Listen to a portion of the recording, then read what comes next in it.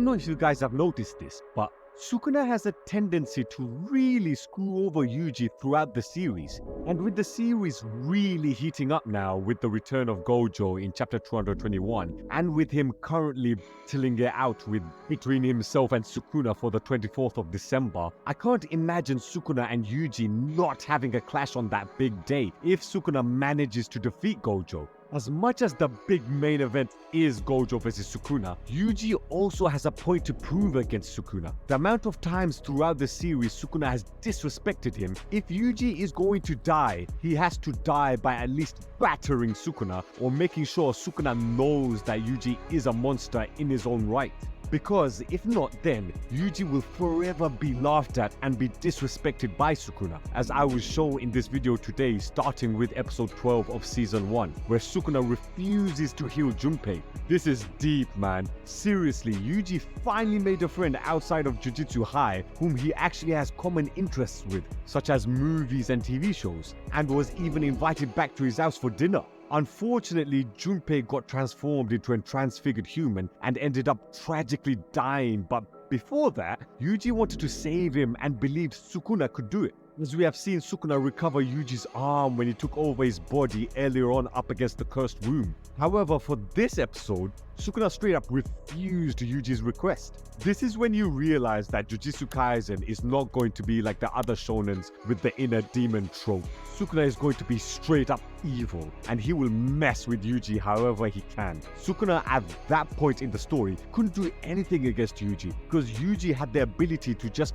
bury Sukuna within his body whenever Sukuna attempted to take over Yuji's body. So for Sukuna, this was the perfect opportunity to get back at Yuji. He may not be able to hurt Yuji physically, but he can hurt him with his words. And he did, saying that Yuji will never save anyone and that he is completely pathetic. I think calling Yuji pathetic is one thing, but actually saying that he will never save anyone is a new low, because that's all Yuji wants to do, and Sukuna knows this. Refusing to help Yuji save his friend Jumpei, and on top of that, saying Yuji will never save anyone is adding insult to injury, which is then captured off with Sukuna and Mahito laughing at Yuji with the most diabolical laughs you will ever hear.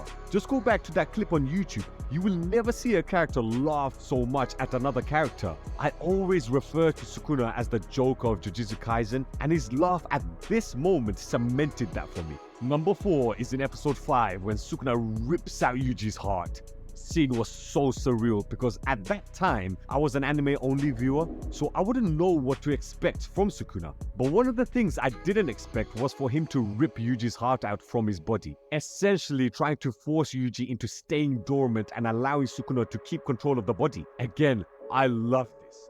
Sukuna does not give a shit about Yuji. In the previous episode, he was annoyed that he accidentally regenerated Yuji's arm. Even if he helps out Yuji, even in the slightest, he feels disgust for it. This is how a rivalry should be. And then in the next episode, he wanted to kill Megumi and ended up ripping out Yuji's heart out of his body. He essentially killed Yuji and is now going after his friends to kill them. In the previous episode, he mentioned to the cursed room after he took over Yuji's body that he wanted to kill Yuji's friends and had asked the cursed room to assist him in killing them. So Sukuna was always looking for the opportunity, even back then, to screw over Yuji, either by damaging his body as we see in episodes 4 and 5, or by killing his friends. And in fact, this was the first time we see Sukuna refuse one of Yuji's requests, because Yuji needed Sukuna's help against the cursed room. But then Sukuna didn't want to kill the cursed room. He wanted help from it instead. So it shouldn't really come as a surprise when he later refused to help heal Jumpei in episode 12. He refuses to help,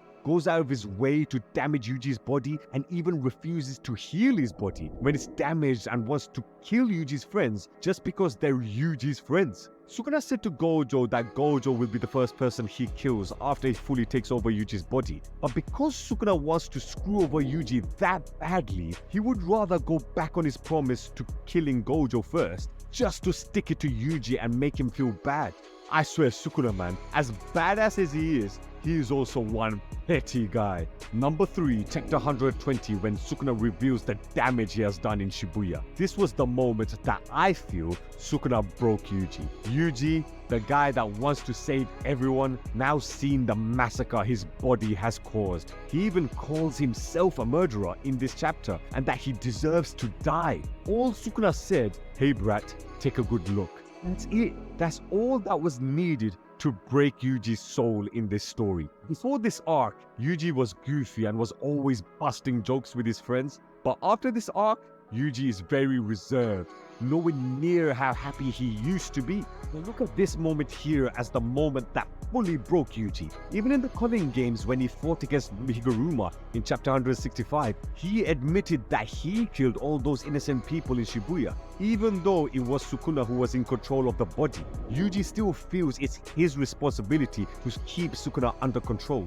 And the fact that he didn't, which led to the massacre in Shibuya, that is the sole reason why he is blaming himself. This is what I mean by him not getting over this moment in chapter 120. He still feels it was him who caused the death of all those people, even though we all know it was Sukuna. Even Higuruma mentioned that to Yuji after their fight, which just shows the heroic mentality that Yuji has. And Sukuna knows this. He knows how Yuji's mentality works. So him letting Yuji get back in control of his body right in front of the bloodbath that Sukuna caused is the pinnacle of screwing someone over mentally. We have seen before when Sukuna would say things to Yuji like how Yuji will never save anyone, which will hurt at his core because that's who Yuji is. Yuji is a hero. He is the good-hearted hero of this universe. So Sukuna is saying words which will eat at Yuji's core, but then he will open his eyes in chapter 120, which will destroy his core and will start questioning himself in whether he is a hero.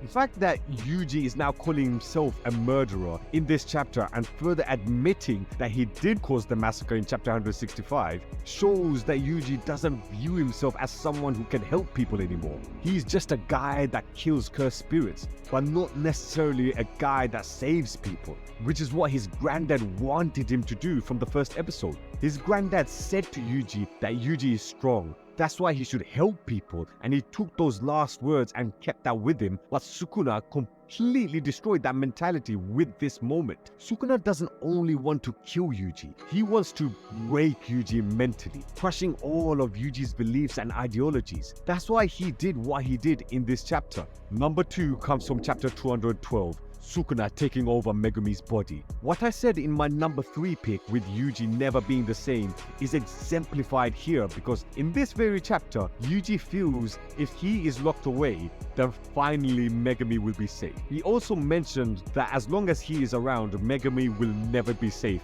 back in chapter 143. After all these chapters, he still feels he is the one putting Megumi in danger as he knows Sukuna wants Megumi for his plans. So now that Sukuna knows that Yuji feels that if anything bad happens to Megumi, Yuji will feel it was his fault and blame himself. Now with Sukuna being inside of him, knowing how Yuji is, what does Sukuna do in this chapter? Just to screw around with Yuji, he first breaks his finger, all because of an error on Yuji's end from the pact end chain made between both of these characters, and then finally he takes over Megumi's body by the end of the chapter. He not only does physical damage to Yuji, but he lands the ultimate sucker punch mentally by taking over his best friend's body in the very chapter where Yuji monologued that Megumi will finally be safe when himself and Sukuna are sealed away. It's like Sukuna just waits inside of Yuji's body for Yuji to think about what to do in the next phase of his plan, and whatever Yuji has planned, Sukuna will make sure he's there to screw Yuji over. That's what it seems like to me. Yuji wants to save people, Sukuna causes a massacre. Yuji wants to save his friend Jumpei from dying, Sukuna refuses to heal him. Yuji wants to defeat the cursed room spirit, Sukuna recruits him to kill his friends. Yuji wants to save Megumi, Sukuna takes over Megumi's body. You can see the trend here. Whatever Yuji wants to do or achieve, Sukuna will go out of his way to make sure Yuji fails. Which leads into my number 1 moment in chapter 215 when Sukuna leaves Yuji frozen and ends up laughing at him and calling him pitiful. think for me, this is the ultimate middle finger Sukuna gave to Yuji. Because this is Sukuna literally taking over Megumi's body, fighting not only Yuji off, but Maki as well. Then he was just laughing at Yuji. The laugh has impact because Sukuna is laughing at everything that Yuji stands for. He has no respect for Yuji one bit. Him laughing at Yuji is telling him that everything that Yuji has done,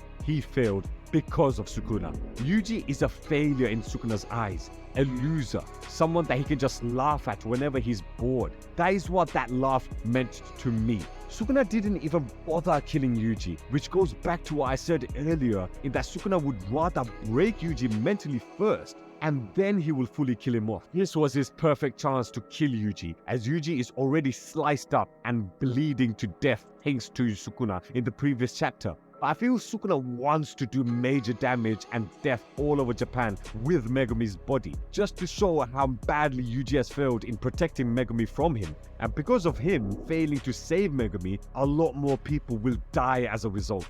I know you guys would say I technically cheated with number 1 and number 2, but I really felt these two moments were big moments in their own right. And there's a lot more meaning behind both of them when you truly look deep into it. Anyway guys, thank you. Hope you enjoyed this video, and let me know your thoughts on the video down below. And help us on our journey to reach 10k subs soon. Your tribal chief really appreciates that. And comment below what other videos you want your tribal chief to make.